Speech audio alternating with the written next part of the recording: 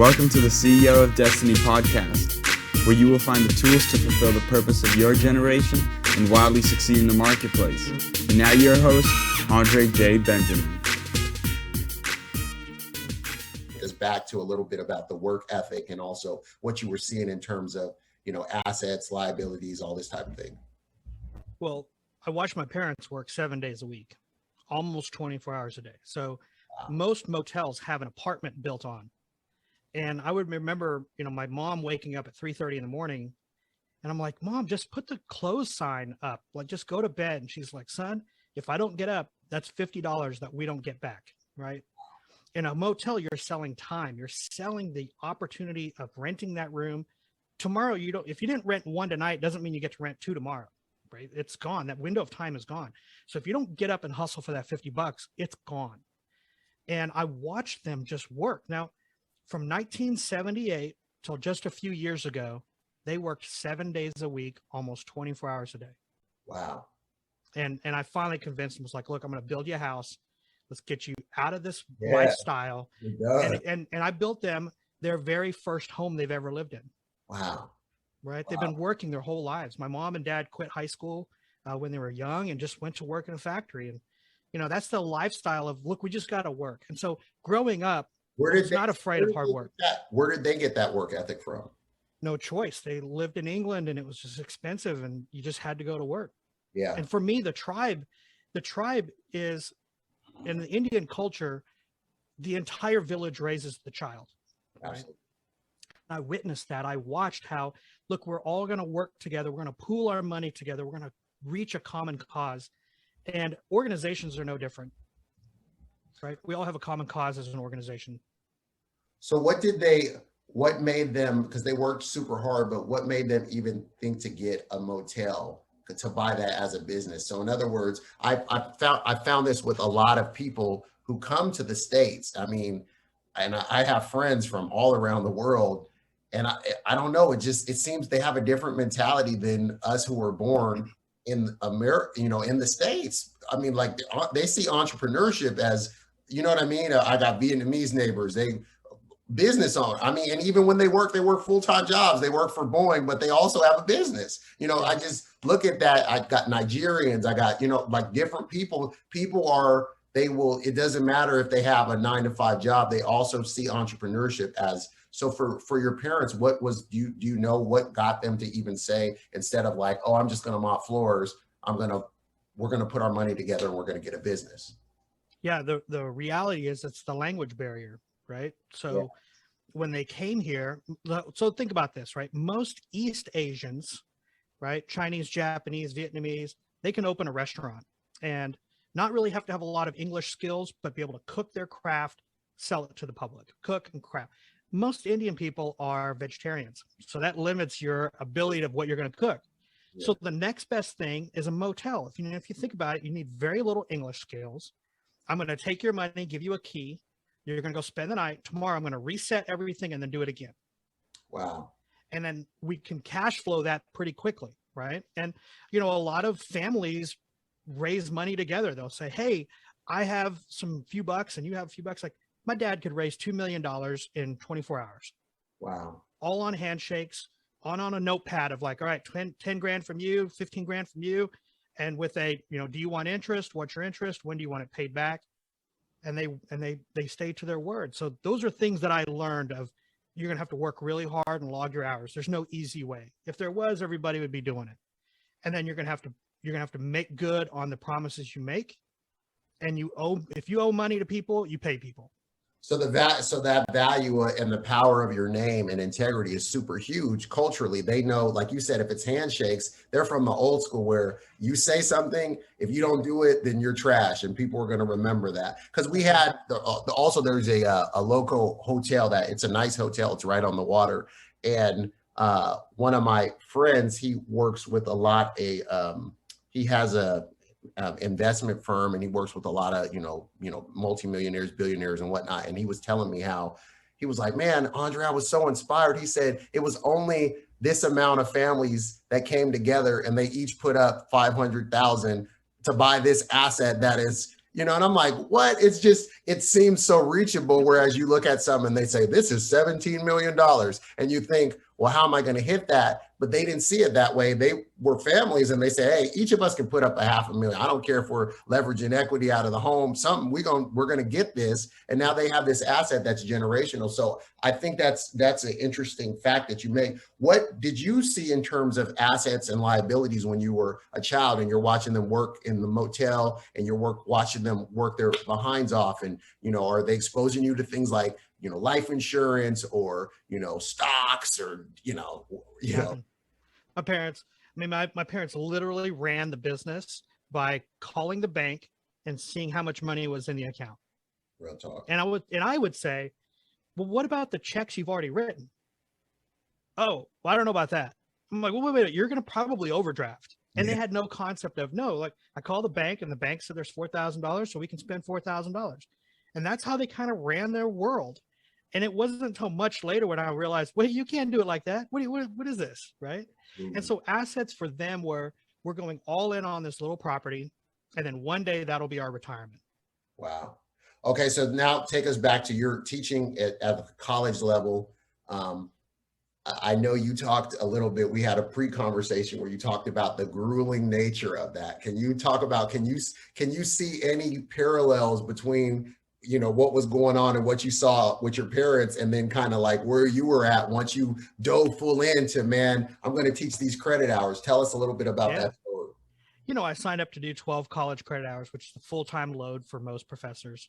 And I realized my students were not able to get a job because in technology, a semester is a forever. And then a 2-year, 3-year degree, oh my gosh, like it's just the software you used 3 years ago. Right? How far and how fast, like you're just never on the bleeding edge. So you're never really employable. So I walked in one day to the regent's office and regent's meeting. I put myself on the schedule. I didn't know how any of this worked. I just put myself down and I made a presentation. And I said, look, here's the challenge. These kids aren't able to get a job because they're never reaching mastery. They're always learning what's new in the software and not how do I use the software to get accomplish what my director or boss wants me to accomplish. So I would like to teach 42 credit hours next semester. And they looked at me like I was just crazy town. They were like, tell me again now, what do you want to do? Come again? I was like, 42 credit hours. And they're like, okay, 42. You know, we can't pay you for 42. We can pay you for 18. And I was like, well, better than 12. I'll take it. Absolutely. What that meant, though, is my team and I, of the other two instructors, we had to teach Monday through Saturday, 8 a.m. to 6 p.m. with a half-hour lunch and no holidays. So no spring break, just nothing, no holidays. And by doing that, my kids can graduate in one semester. So they come to me with their general ed, they go through this essentially boot camp, and they go and they are like job ready, like you wouldn't believe. Absolutely. But I adopted my parents' work ethic or their style of, look, you're just gonna have to work every day. Yeah. Right. So it became a 7-day-a-week job because on Sundays, I held pretty much office hours for them to come and get help and be there, and they'd call me in the middle of the night, you know, if their computers weren't working right. And so, yeah, it was hard. It was a hard little window. You're in the midst of doing that. And then you also are you starting a family at this time? And then how does that play into that for what you're going to do, what ideation you're having and kind of like the dreams you're having now after that? Talk about that. So I lived across the street from the college. Oh, wow. And so it was great. Like no commute. I loved it. I just walked across the street. The challenge was my students could also walk across the street. I just, you know, it was okay. Like, you know, ring the bell, ding dong. Hey, I know it's 10:30 at night, but can you help me? My pleasure. Right. I'm right here. I have nothing going on. And then my wife got pregnant and she quickly reminded me, hey, when this little guy comes along, you can't just have these kids be ringing the bell at 11 o'clock at night. Yeah. And I was like, oh yeah, that's a good point. And I realized I need to build some tools to help these kids. And so at night I would record these videos of the day's lectures in my house and then give them to the kids. That way they wouldn't have to come over if they missed something. They quit coming over. Wow. And I did this for a year when I realized, wait a minute, one of my kids said, you should put this on the internet.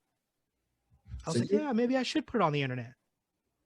So you realize, you said, you know, how can I deliver the same value to them, but you know, the value of them being able to replay it over and over again, almost like with Khan Academy, how they, That's right. Trying to teach some relatives and solve some problems for them. And he didn't realize that they were going to watch it over and over and over again. And they actually start liking the videos more than him. Right. That's So right. as you're doing this, what comes next? Like what comes next for you to say, all right, this is actually freeing up some time for me. My wife is not mad at me because they're not banging on the door anymore. That, it's the kids be able to sleep through the night for the semblance of the little 5 hours we get when they go to sleep. That's right. How can I scale up from here? What's going on in your head? Oh man, let me tell you, all it took was for one kid to give me the inspiration to go, you should put this on the internet. I was like, who wants this stuff, man? Nobody wants this stuff. You should put it on the internet. So I did. Built a little baby website, put it up, turned it on Halloween morning at like 9:30 in the morning. And by 5 p.m., I had an email from a kid in Israel that said, hey, man, we've watched all this content, but our internet's terrible. What if I send you, $45? Can you burn it on some discs? And I was like, done. And that's going to be our pricing strategy, $45, right? And he set the price for you. I love it. He did. And within a week, I mean, we were cash flowing, we were making some money, and I didn't really go full time. I think this is what a lot of entrepreneurs face too is, hey, I need to raise money so I can go work this full time, right? Yeah. I didn't do it that way. I kept my full-time job while I worked this thing pretty much full time. So I would teach Monday through Saturday, 8 a.m. to 6 p.m., be home by 7:30, eat a little dinner, work on this project till 2 a.m, go to bed and get up and do it again. And I did that 7 days a week for almost a year until, I was middle of the night dropping off packages to FedEx. And my wife and I were burning CDs and packing discs, like just an old school hustle of, I can't leave this professorship. I'm about to get tenure. I can't leave that without moving forward with something else. Yeah. And I remember calling my dad. I got tenured in April. I quit that May. And my dad's like, you are out of your mind. Like, you have this amazing government job. You've got a pension. You've like retirement, like your whole life is planned now. And I said, but Dad, we made $5,000 this month. He's like, well, you should have quit that job a long time ago. He said, I didn't know you made the 5,000. What are you doing? That's hilarious. But it's realistic that you said you were trying to go incrementally, whereas a lot of people have a lot of zeal without knowledge. They get pumped and they see a little, let's say they see $50 come and they say, oh my gosh, this is the moment. And then they're like, okay, but they're not building any infrastructure. They're not seeing how it's going to be sustainable. They're not replacing that. They're not replacing that which they were making to step into it. They don't have a game plan beyond that. So that drove you through the obstacles of getting, what did you see in terms of other people and what they were doing and the mistakes they had made in jumping ship too soon? Because a lot of people, I hate my 9 to 5. I hate this. I hate this. I hate this. What would you say to that person who hates the 9 to 5 and they feel like this idea that you said that you're working till 2 a.m. in the morning they're saying, man, this is what I really want to do full time, but it's not paying any bills right now. Thank you for listening to today's episode. Do us a favor. If this was useful in any way for you, please go to iTunes and leave us a review. Reviews will allow others to easily discover the podcast. If you'd like more information and to receive a free download, rediscover your destiny, go to ceoofdestiny.com. Thanks again, and tune in next time.